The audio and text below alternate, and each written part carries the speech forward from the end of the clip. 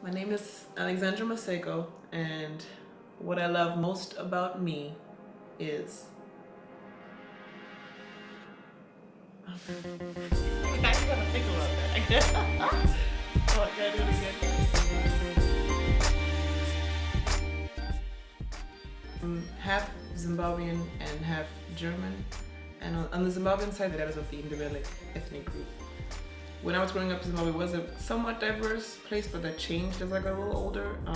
And it was still uncommon to see like a mixture like me, like half black, half white. It's there, but there's still some people that kind of look at you a little weirdly. So I got into a lot of fights as a kid. Actually, you wouldn't think, because I'm not a fighter, but I was in primary school, I just remember this one time, these boys just picked on me, not for no reason, but because I was the different one in the class.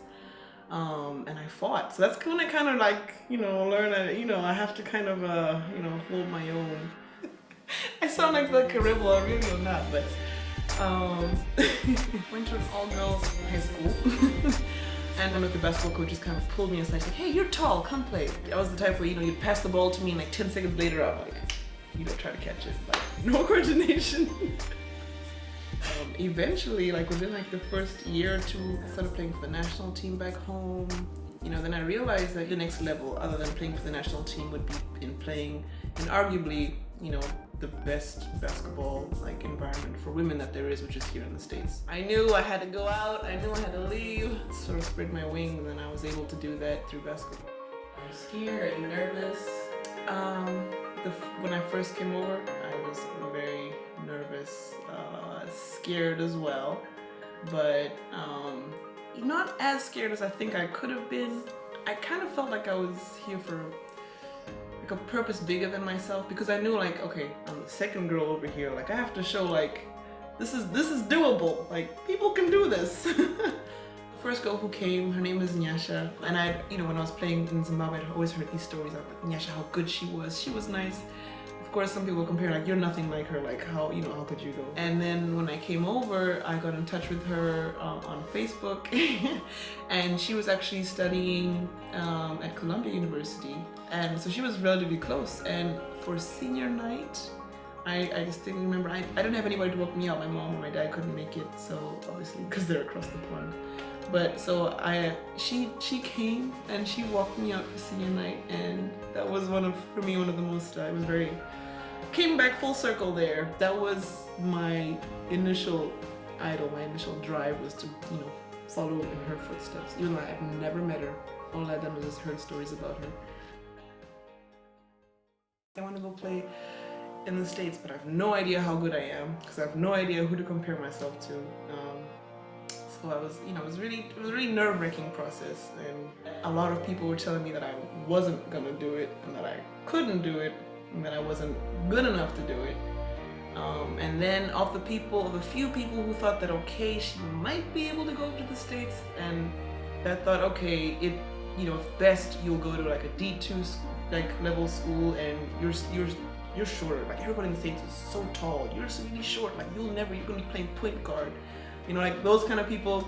That motivated me as well, because I thought, okay, well, if I do go, I want to see if I can play at the highest level, which would be Division 1, and at the time in the Big East Conference, which was arguably the most competitive conference for women there was. It had UConn at the time, it had Louisville, Notre Dame, all the big time schools. And so I just decided to push myself, because I thought, well, why not? Why not? The determination kind of started, it started from my mom. My mom was my role model, my idol. The desire to, make her proud continually, and to push the limits because of what I saw her doing to provide for us, my brother and I. That's where the larger purpose than self kind of started. But then when I started doing that, and then I realized that, other kids and people were watching me, then that pushed me to keep doing things. I wouldn't say that I necessarily exude confidence. I think it's more so that I'm on on a mission. I don't know if you would call that confident in as much as it's just determination. I did have a stronger, I would say, determination, like a drive to do it, or at least to try and to see whether it would work out or not. Whereas I know some of, my friends or teammates entertained the idea somewhat, and they were good enough. There were plenty of girls that were better than me. I need to put that out there because I'm not like the best thing to come out as well, I'm not. There were a lot of girls that were more talented than me, more athletic than me, and I would say even had a, more promising basketball career, but, they never made it out. So I did. I'm glad I did.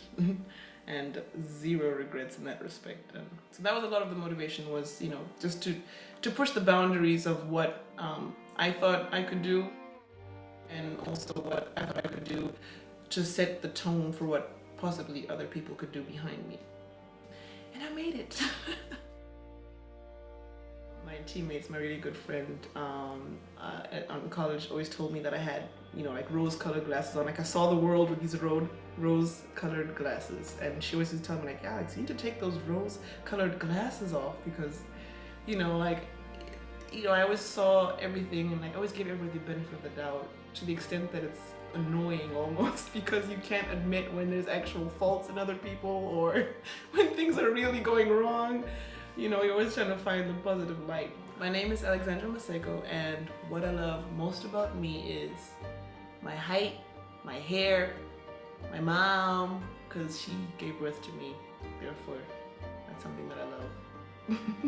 And my rose-colored glasses.